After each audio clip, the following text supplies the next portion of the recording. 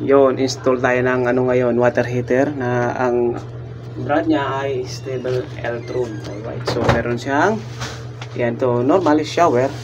Tapos dito napakabilis lang niya sundan guys, kasi may naka-indicate na sa ilalim merong in-out. Yung in, yung galing doon sa gripo.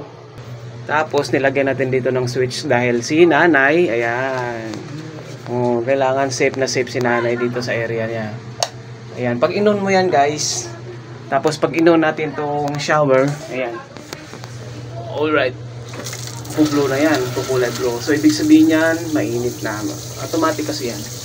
So patayin lang natin dito para hindi mahirapan yung matanda. Pag pinatay dyan, and then patayin din natin dito yung pinaka switch nya. Safe na siya dyan.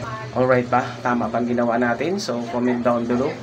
So syempre gamit nating wire dyan, naka 5.5 syempre doon sa standard. Pagdating naman dito, pagbaba na dyan, so splicing, ginawa ko lang ng ilaw ang dating switch.